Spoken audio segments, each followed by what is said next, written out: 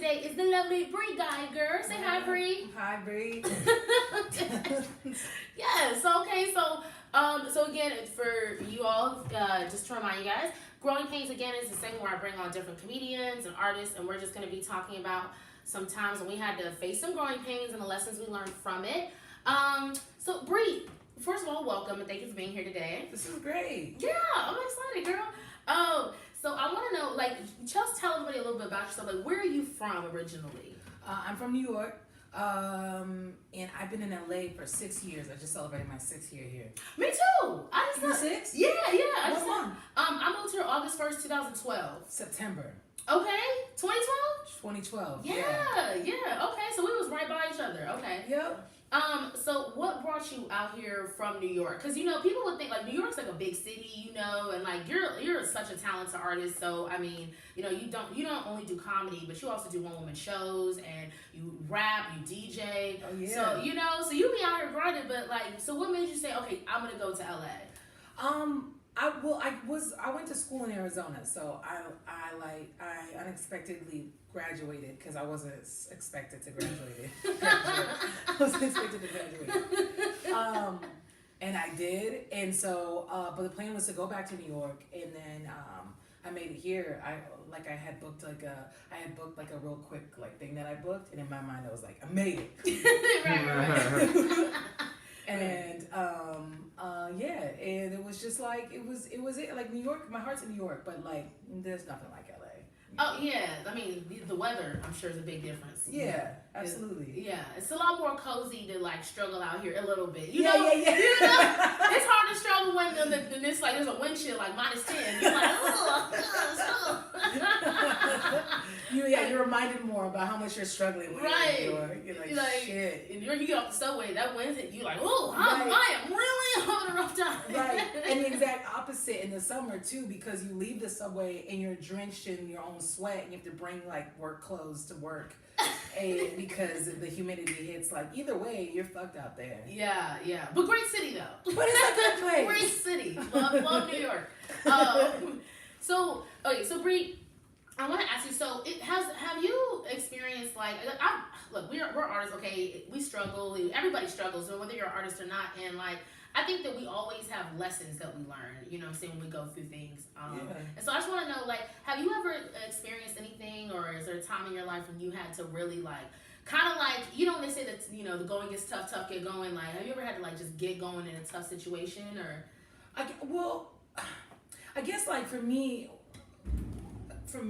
when I was younger, yes, but also you're good. No, We'll just have you just re-ask the question. Oh, yeah. You just barely asked. Cool. This No is work, problem. guys. in my good shirt. Show your shirt. Show your shirt.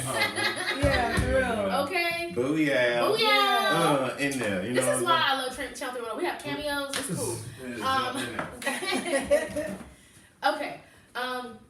So Bri, has there ever been a time when you had to, like, you know, you've gone through something that was kind of rough, and you had to just, you know, buck up and get through it? Yeah, of course there's things that I would say when I was younger that have also like came about, like, you know, being in LA.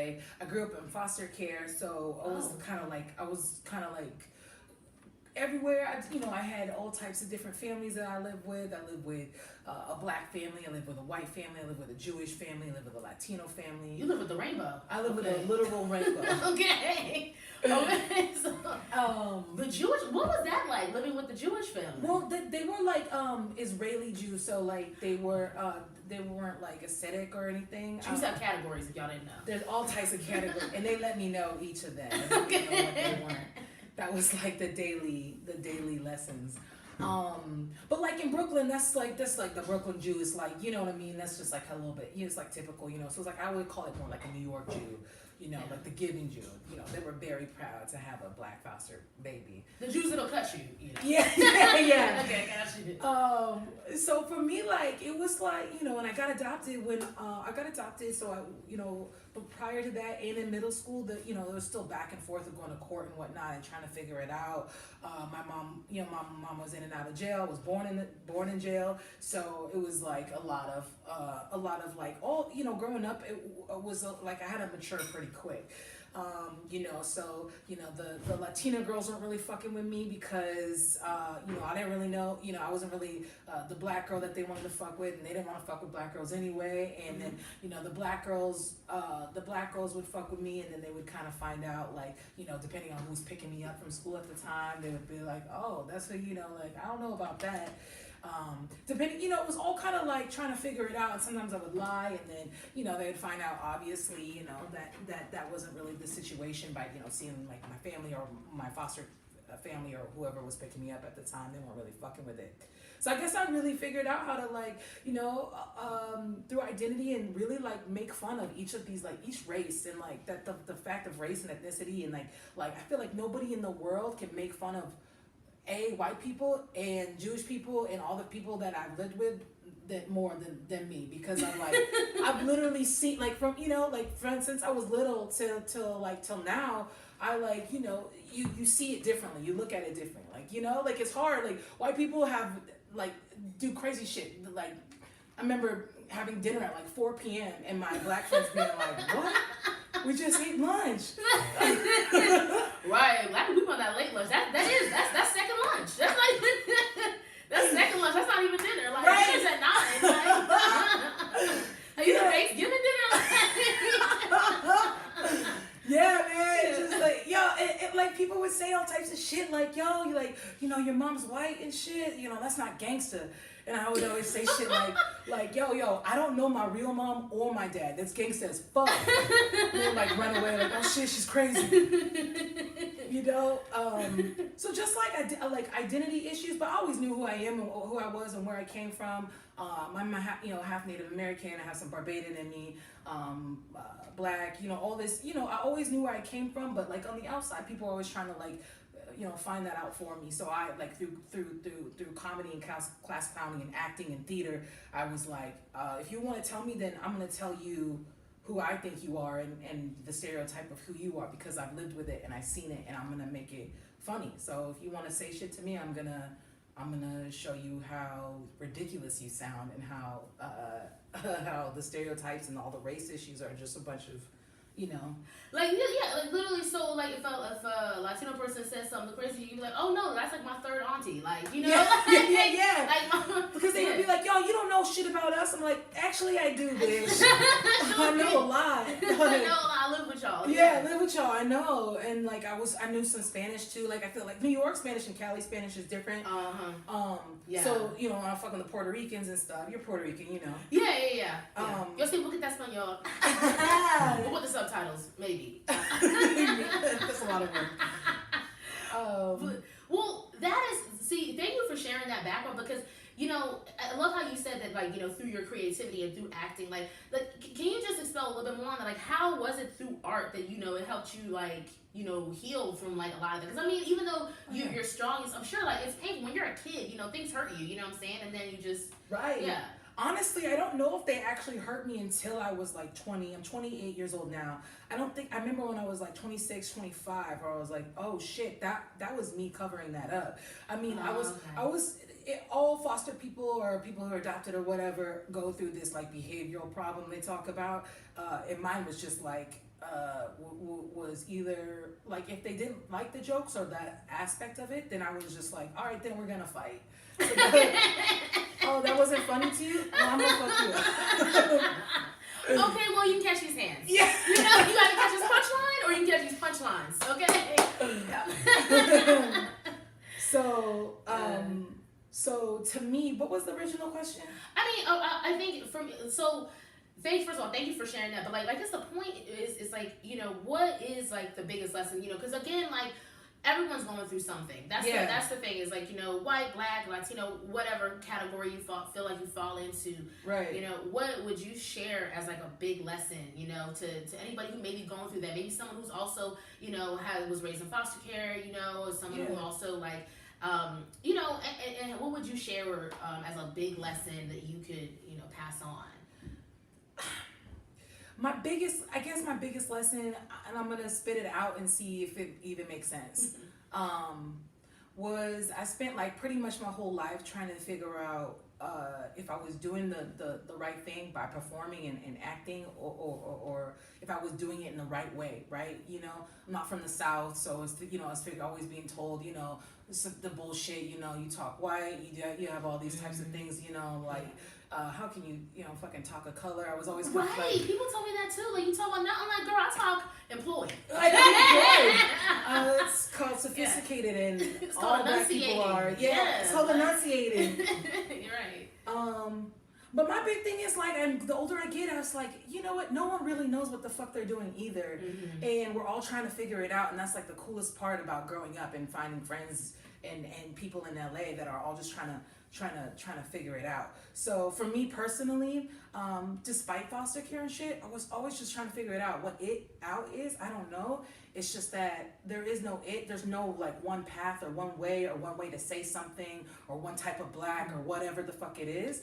It's just all like literally our whole life. We're just all kind of just trying to figure it out. And even when we do figure it out, we're never gonna know. Like you're always gonna be learning. Yeah. We're always gonna be learning and shit. And you know, that was a good part of my life too. I was trying to contact my dad and my mom. I have like, you know, fast forward. I am in contact with them, and I have found them. Oh, that's good. Yeah, that's a whole other story. But you know, when I met them, it was kind of like meeting an auntie or an uncle too. It was like I needed this piece from me, but my life that way and living with these families were great. And without that, I wouldn't be doing comedy or acting or talking shit like I do, or you know, throwing hands and shit like. Right. So everything happens for a reason, really, and it might take literally 28 years to figure that out, but it's true, and I'm blessed. Bri, you're amazing. I mean, like, first of all, I've been dying to wipe this upper lip sweat for a minute, but your story was so good. I was like, I can't. Like, okay, Bri, thank you so much for coming on and sharing your growing pain with us. This is good. Feels good. You feels good, right? Yeah. So tell everybody where you're gonna. Well, you have a one-woman show coming up. Yes. And tell everyone a little bit about that, because that's. Yeah, I'll tell it really quick. It's on the 31st. It's at 9:30 p.m. at the Dynasty Typewriter. You might see some familiar faces opening up for me. Chelse Greaux will be there on stage, looking good. And it's good because the last time I haven't done this show in like 3 years. Last time I did this show, I was like literally searching for. Well, my mother and my father were searching for me. And I have found them, so like the whole show that I written was just like trying to figure out and find them, and just like, you know, thinking of like how I felt like they would look and act or whatever. And now I know who they are, so now I'm like, it's not as fun. It was way more intimate and emotional when I was like, I don't know who my papa is. But it's good. It's a 31st. It's $10, and find more information at www.brigiger.com. She got a website. She a pro. Yeah. I finally bought the domain. No more brigiger.com, wix.com, // Right. /Squarespace. So yeah, so check out below. That's my my link. There's gonna be a link here. Just cool. Yeah, and just give them your shout your social medias real quick. You're on Instagram, Twitter, all that stuff. All that stuff. It's all Bri Giger. So Bri Giger, like just how my website is. It's all BRIGIGER. Twitter, Instagram, and all that. This is dope, Chelse. Good job. Girl, good job to you. This was great. This was fun. Like I'm so grateful that you had the time to come and do this with me. And yeah, folks, that's another edition of Growing Pains. So I love it. Salud. It's another little Spanish for you. And we'll see you soon. Cheers. Cheers. Bitty bitty bum bum. Bitty bitty bum bum. Salud. Hello.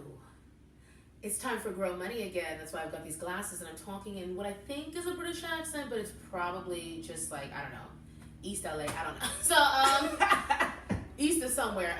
Ladies and gentlemen, welcome back. This is Greaux Money, and this is the lovely Nnete. Hey, how do you do? How do you do?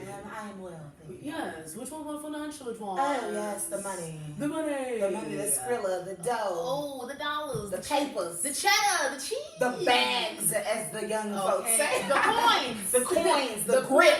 Okay, the grip. Okay, I think we got them all. Okay, we got them. Okay. The lettuce, the lechuga. Okay. The Cream. Yes, everything around. Okay. That's the cream. Right. $1 bills, Dollar. y'all.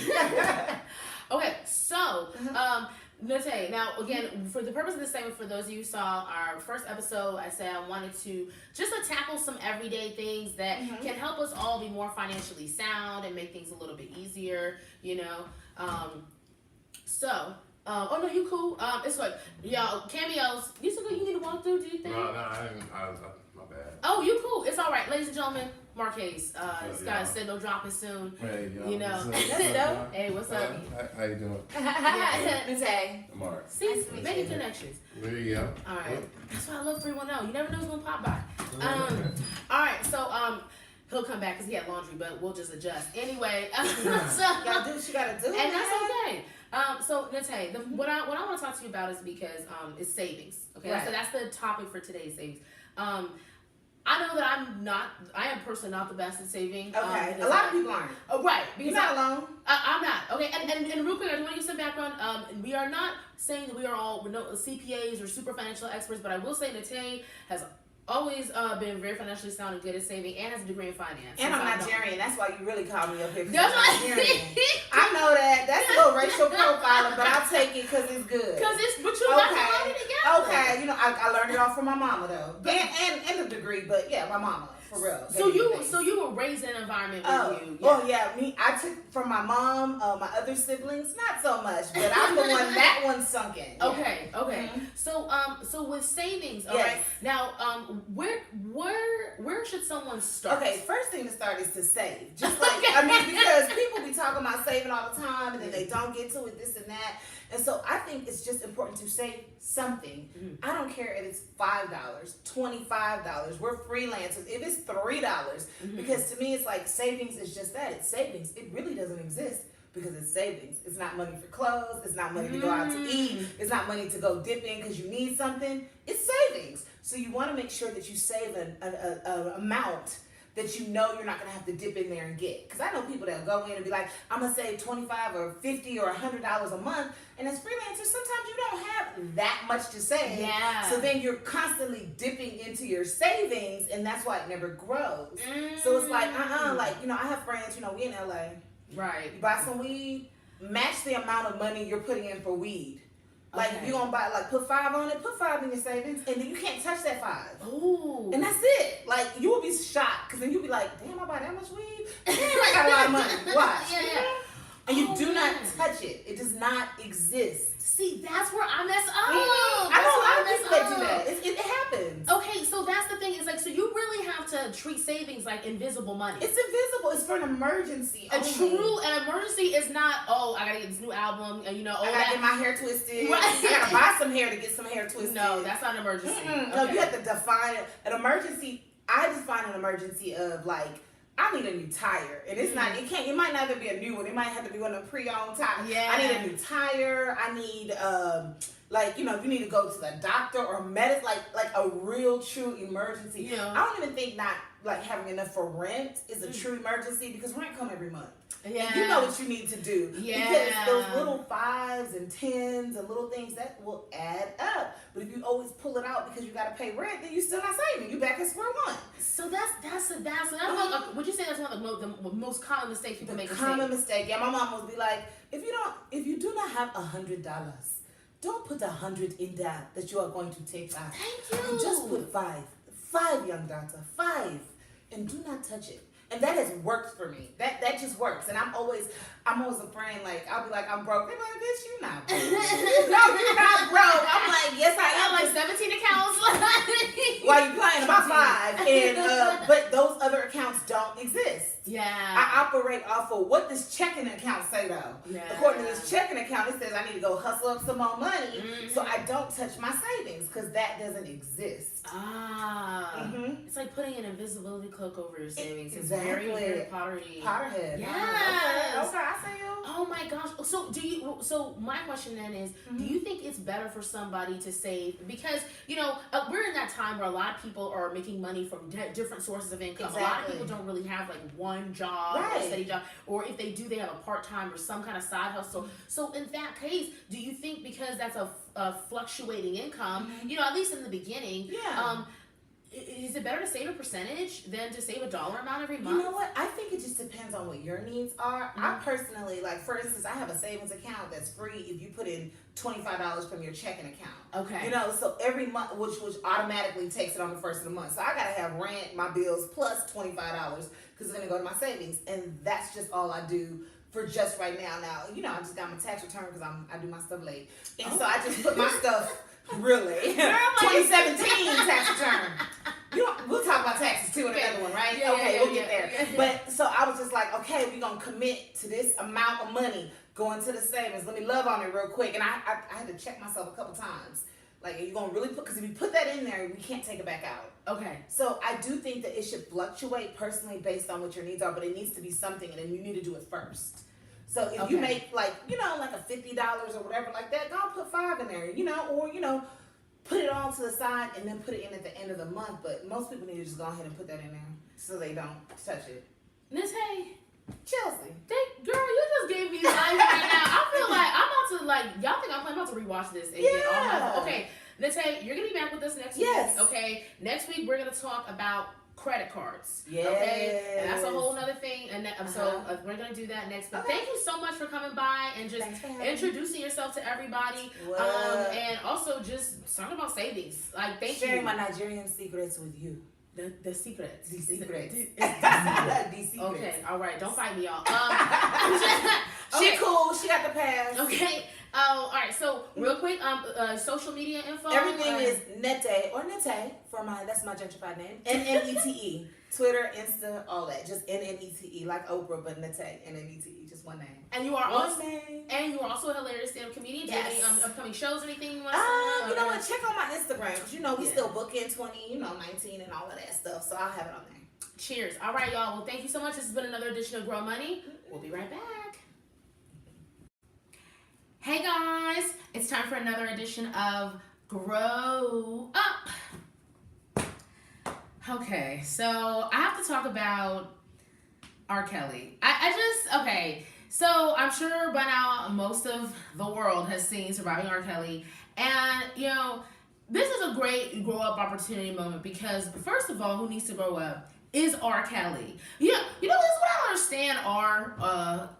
Rob, I don't really care, whatever your name is, Mr. Shades. Listen, what you need to do, okay? You need to stop saying that this didn't happen, and you also need to stop acting like you don't still have women in captivity, and stop threatening to sue people that used to work for you and the actual victims, okay? Because this is the thing, and this is what's so frustrating, is like, I think this is an issue with like maybe men who maybe certain types of men who maybe get too much power too quickly and they haven't worked out their issues and things like that. And they feel like, oh yeah, I can just get away with this because I'm a man and there's always someone there to clean up a man's mess. He had people getting hotels for these girls, flying them out, and then now here he is sitting there. These women are clearly traumatized. And I've watched a lot of Law and Order SVU, okay? So I know when a victim of sexual assault, I'm not saying I'm an expert, but I've watched like all the seasons. So, I mean, it's in there, okay? I see the red flags, and I remember Aaliyah, like, when all that stuff was going down, and the fact that it came out y'all were married, and nothing happened to you then, and then you gonna sit there and drop bump and grind like nothing happened.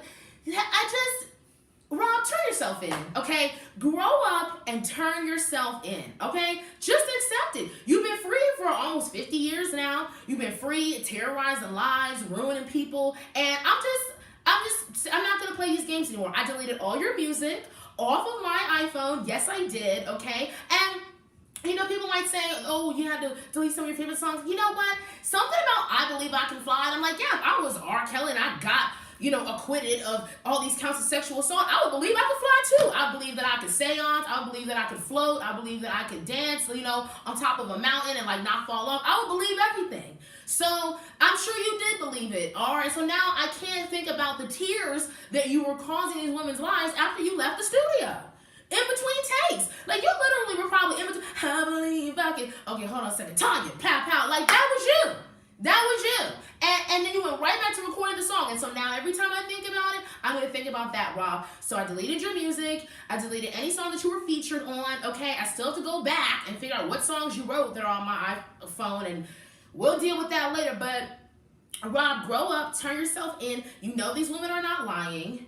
And on the flip side, this is the extension of my growth. For the people who have the audacity to continue to support this guy, who have the audacity to blame the victims, which is just disgusting to me at this point, okay? And you feel free to unfollow me, mute me, block me, turn the volume down on me, because I don't want to deal with anybody who's out here saying that, oh, well, these girls were fast. You're not fast at 12, okay? You're not fast at 14, 15, 16, 17. You're not fast, okay? And the thing is, I can't help but notice that these were black women, and now all of a sudden it's like, oh, well, it was their fault, they were fast. It's so funny that I hear black men, there's black men on social media I've come across that actually say, oh, it's these girls' fault because they were fast. I'm like, hold on, how does that sound familiar? You mean just like when police say, oh, I shot that 14-year-old black boy because he, seemed like a predator, he scared me, like he came off as scary, so now all of a sudden when it comes to a black woman, now she's fast because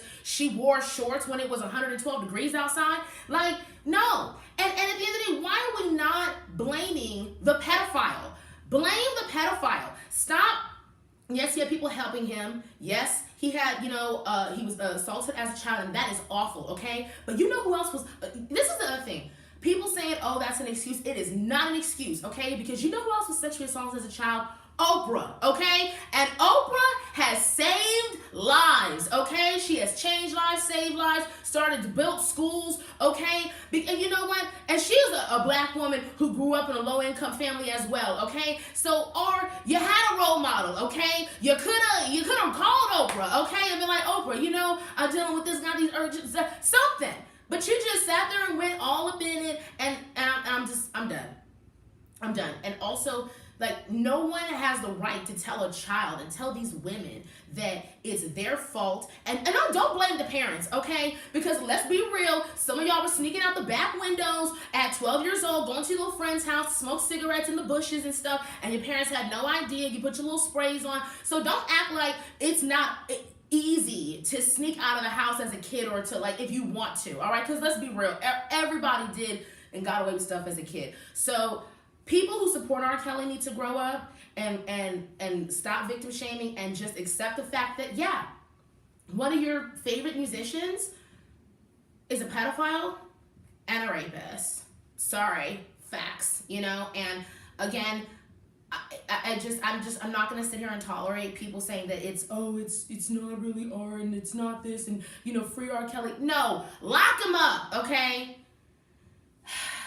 And R, turn yourself in, man. Just it's a wrap. It's a wrap. And that's it. I don't even want to talk about anything else, because that's it for this week, y'all. That concludes Grow Up. That concludes R. Kelly. And cheers. I'll see you guys next week.